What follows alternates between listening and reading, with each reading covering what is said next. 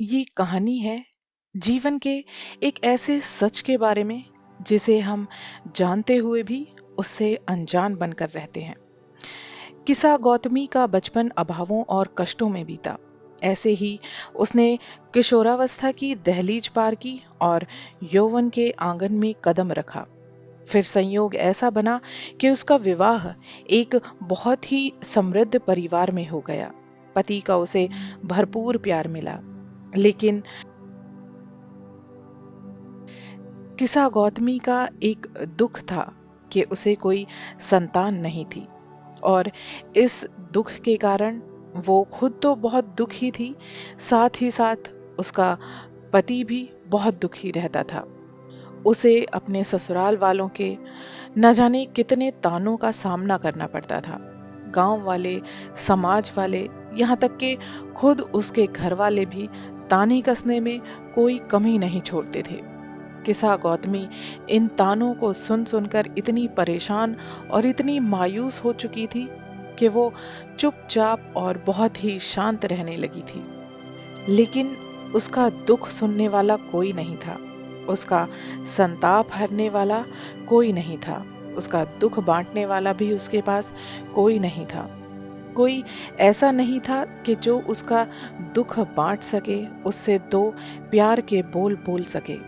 इतना सब सहने के बाद उसे ये व्यवहारिक ज्ञान हो गया कि धन की संपन्नता से मन की शांति कभी नहीं मिल सकती। अगर मन की शांति चाहिए तो उसे कुछ अलग करना होगा, क्योंकि किस्सा गौतमी का परिवार बहुत ही संपन्न परिवार था।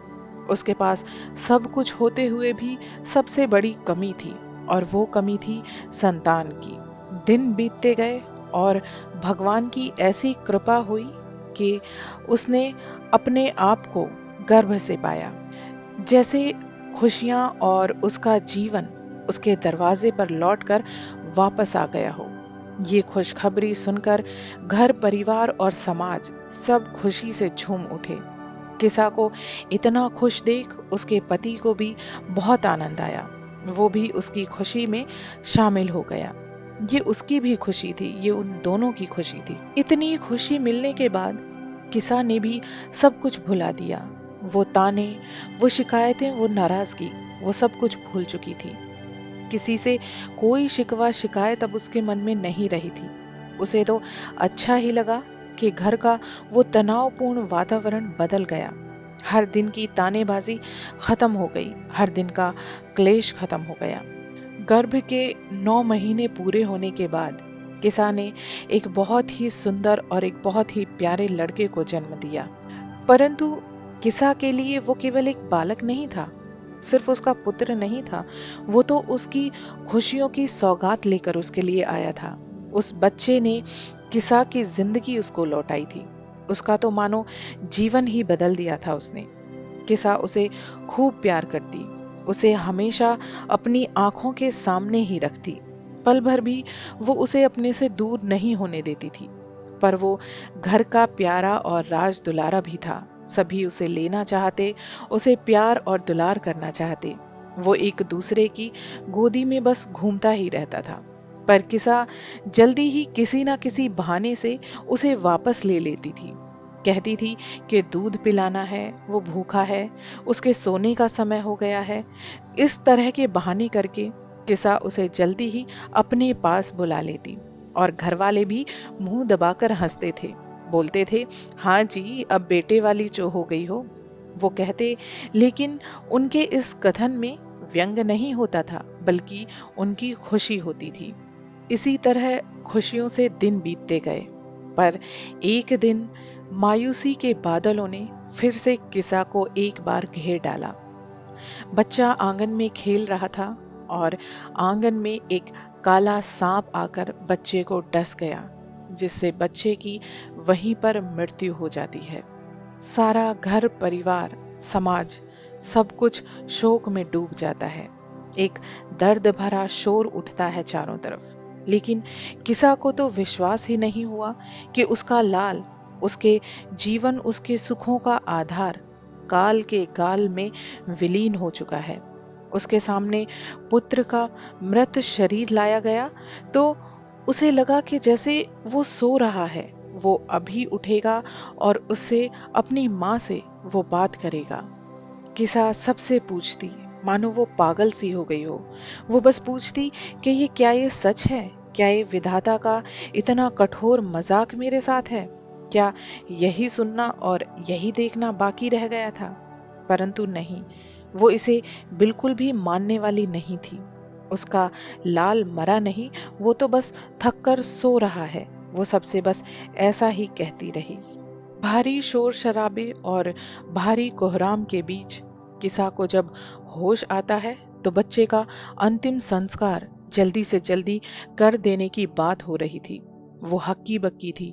फिर जब वो वास्तव में बच्चे को ले जाने लगे, तो वो फुर्ती से तनकर उनके सामने खड़ी हो गई। उसने बच्चे को झपट लिया। नहीं ले जाने दूंगी इसे मैं। इसे कुछ नहीं हुआ है। देख नहीं रहे, ये बस सो रहा है। खेलते खेलते कितना थक गया है मेरा लाल। नहीं, इसे छोड़ दो, मैं इसे कहीं नहीं जाने दूंगी। ये अभी थोड़ी देर में जाग जाएगा।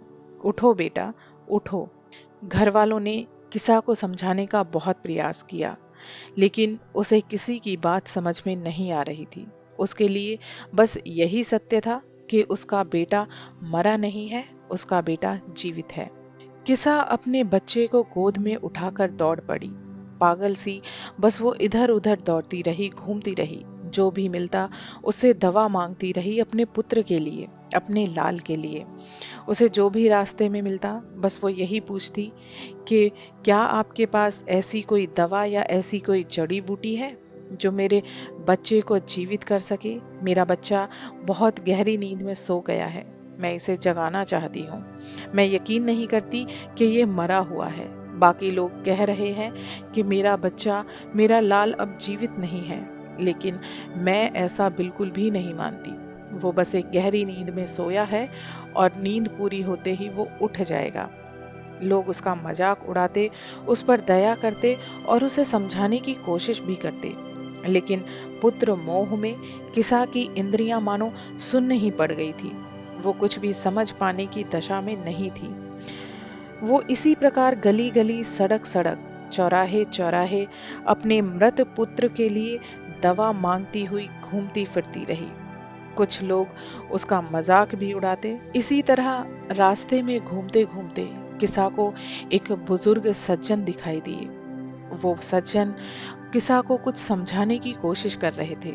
उन्होंने किसा को अपनी तरफ बुलाया और उससे पूछा, बेटी तुम इतनी परेशान क्यों हो? तुम्हें क्या चाहिए? किसा ने कहा कि मेरा बेटा गहरी नींद में सो गया है, मैं इसे उठाना चाहती हूँ। बाबा, अगर आपके पास कोई ऐसी जड़ी बूटी या ऐसी कोई दवा है जिससे मेरा बेटा जाग जाए, तो मुझे बता दीजिए, वरना मेरा वक्त खराब मत करना। बाबा बच्चे की हालत को देखकर समझ गए थे कि वो बच्चा जीवित नहीं है। उन्होंने किसा से कहा कि मैं इसका इलाज तुम्हें बता सकता हूँ, जिससे तुम्हारा पुत्र जीवित हो सकता है। बुजुर्ग सज्जन ने कहा कि मैं एक वैद्यों के वैद्य को जानता हूँ। अगर तुम उनके पास जाओगी तो वो कुछ भी कर सकते हैं। वो मृत इंसान में भी दोबारा से जान डाल सकते हैं। किसा ने कहा, मैं आपसे प्रार्थना करती हूँ, आप मुझे उनका पता बताइए, मुझे उनके पास भेज दीजिए, देर ना कीजिए। तब उन वृद्ध सज्जन ने बताया कि ब्रह्माचल में स्थित जैतवन में विहार कर रहे हैं, जो तुम्हारे पुत्र को जीवन दान दे सकते हैं। किसा सीधे वहां पहुंची जहां तथागत बुद्ध अपने विशाल भिक्षु संघ सहित विराजमान थे। वो उनके चरणों में अपने पुत्र को लेकर गिर पड़ी और महात्मा बुद्ध से प्रार्थना याचना करने लगी कि किसी भी तरह मेरे बेटे को नींद से उठा दो। ये मरा नहीं है, ये जीवित है। बस ऐसी कोई दवा, ऐसी कोई औषधि दे दो जिससे मेरा पुत्र फिर से उठ जाए। महात्मा बुद्ध भी बच्चे को देखकर समझ गए थे कि अब उस शरीर में, उस बच्चे के शरीर में प्राण नहीं है। किसा बोली कि सब लोग बोल रहे हैं कि तुम्हारा लाल मर गया है, मेरी कोई नहीं सुनता। मैंने दवा के लिए किस किस से पुकार नहीं की। आप तो वैद्यों के वैद्य हैं, आप सब कुछ कर सकते हैं। मुझे विश्वास है आप जरूर मेरे पुत्र को उठा दोगे। महात्मा बुद्ध ने कहा कि अगर तुम्हें विश्वास है तो तुम्हारा ये विश्वास बेकार नहीं जाएगा। मैं तुम्हारे पुत्र को इस गहरी नींद से उठा दूंगा। अगर तुम्हारा पुत्र मरा भी है तो मैं इसे जीवित कर दूंगा। ये वचन सुनते ही मानो किसा गौतमी को सांत्वना मिली। उसके हृदय से दुखों का बोझ कुछ हल्का हुआ। इसी बीच महात्मा बुद्ध बोले कि मेरे पास औषधि तो है, लेकिन उस औषधि की व्यवस्था तुमको खुद ही करनी होगी। किसा गौतमी ने कहा कि मैं कैसे कर सकती हूँ, आप मुझे बताइए, मैं कुछ भी करूंगी, लेकिन वो औषधि अगर मैं जुटा पाई तो मैं अपनी आखिरी सांस तक उसे जुटाऊंगी। महात्मा बुद्ध ने कहा कि तुम्हें कुछ सरसों के दाने लेकर आने हैं। किसा गौतमी ने कहा, बस इतना ही? उसे अपने कानों पर मानो विश्वास ही नहीं हो रहा हो। बस सरसों के दाने, इतनी ही औषधि काफी है? उसने दोबारा से महात्मा बुद्ध से पूछा, क्या आप ये सच कह रहे हैं कि थोड़े से सरसों के दाने मेरे बच्चे को फिर से उठा पाएंगे? महात्मा बुद्ध ने कहा कि पहले मेरी पूरी बात सुनो। तुम्हें सरसों के दाने लेकर आने हैं, लेकिन किसी ऐसे घर से जिस घर में कभी किसी की कोई मृत्यु ना हुई हो। किसा गौतमी बड़े ही उत्साह और थोड़ी सी उम्मीद के साथ गांव में एक घर में गई, अपनी व्यथा सुनाई। तथागत बुद्ध का बताया हुआ इलाज भी उसने बताया। थोड़ी सी सरसों के लिए उसने उस घर वालों से कहा। जो घर की महिला थी, उन्होंने बड़ी ही खुशी के साथ किसा गौतमी के आंचल में सरसों डाल दी। वो उसे लेकर वापस जाने के लिए मुड़ी तो उसे बुद्ध के वचनों का ध्यान आया, उस परिवार में कभी कोई मरा ना हो। उसने तुरंत ही उस महिला से प्रश्न किया। वो महिला उसका ऐसा सवाल सुनकर विचित्र हो गई और वो अपने गुस्से को दबाते हुए बोली कि कुछ समय पहले ही उनके घर में उनके ससुर जी की मृत्यु हुई है। ये सुनकर किसा गौतमी को बहुत ही दुख हुआ। वो सांत्वना के दो बोल बोलकर वहां से निकल गई और सरसों भी वहीं छोड़ आई। इसके बाद वो दूसरे घर में गई, फिर वही किस्सा। तीसरे घर में गई, चौथे घर में गई, पांचवें घर में गई। वो गांव के लगभग सारे घरों में गई, लेकिन उसे कोई भी ऐसा घर नहीं मिला जिस घर में कभी किसी की कोई मृत्यु ना हुई हो। बल्कि लोग उसका ऐसा प्रश्न सुनकर कि आपके परिवार में कभी किसी की मृत्यु हुई है, उस पर दया भी करते और उस पर गुस्सा भी हुए। अब उसे सरसों मांगते मांगते बहुत समय बीत गया था, लेकिन उसे एक भी घर ऐसा नहीं मिला जहां कभी कोई मरा ना हो, जहां मृत्यु के अशुभ कदम कभी पढ़े ना हो। अब वो क्या करे? क्या उसका लाडला कभी उठेगा नहीं? परंतु ये सारे लोग भी तो थे, इन्होंने भी तो कभी ना कभी मृत्यु के दुख को झेला ही था।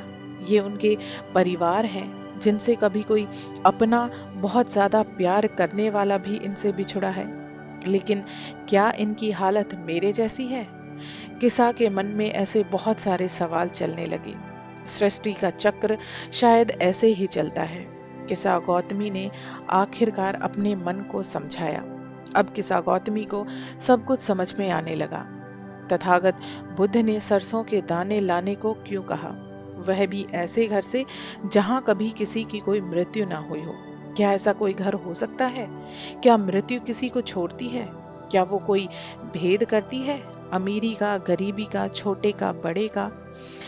तथागत उसे सब कुछ समझ में आ गया। वो समझ गई कि महात्मा बुद्ध उसे क्या समझाना चाहते थे। उसके ज्ञान के नेत्र अब खुल चुके थे। उसके मन से अब मोह का अंधकार भी हट चुका था। अब उसे सब कुछ साफ साफ दिखाई दे रहा था। उसे समझ आ चुका था कि मृत्यु अटल है, मृत्यु अनिवार्य है, मृत्यु असंभावी है। जीवन अनित्य है, सब कुछ अनित्य है। जिसका जन्म हुआ है उसकी मृत्यु भी निश्चित है। और किसा गौतमी ने अपने मृत पुत्र को अंतिम संस्कार के लिए जंगल में छोड़ दिया। फिर वो स्वयं तथागत बुद्ध की शरण में चली गई और अपना जीवन उसने बहुत ही सुख शांति से और बिना किसी मोह माया के बिताया। आशा करती हूँ कि मेरी ये कहानी आपको समझ आई होगी। इसका भावार्थ, इसका मतलब आप बखूबी समझ गए होंगे।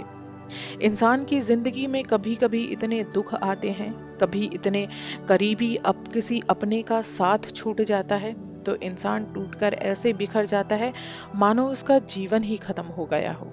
लेकिन जिंदगी रुकने का नाम नहीं है। एक बार एक हारे हुए इंसान ने वक्त से पूछा कि तुम हमेशा क्यों जीत जाते हो और मैं ही क्यों हार जाता हूँ। वक्त ने कहा कि मैं कभी भी किसी भी हालात में, किसी भी मौसम में नहीं रुकता। मैं सदा चलता रहता हूँ, इसलिए मैं जीत जाता हूँ। और तुम जरा सा दुख आने पर, जरा से हालात खराब होने पर टूट कर बिखर कर बैठ जाते हो, तभी तुम हार जाते हो। चलते रहने का नाम ही जिंदगी है। इसलिए अपने जीवन में कभी भी बुरे हालातों से, दुखों से परेशान होकर नहीं रुकें, क्योंकि चलते रहने का ही नाम जिंदगी है। अपनी जिंदगी को खुशी से जिएं, अपने लिए, अपनों से जुड़े लोगों के लिए। तो मिलते हैं मेरे अगले वीडियो में एक ऐसी ही प्रेरणादायक और एक बहुत अच्छे संदेश वाली कहानी के साथ।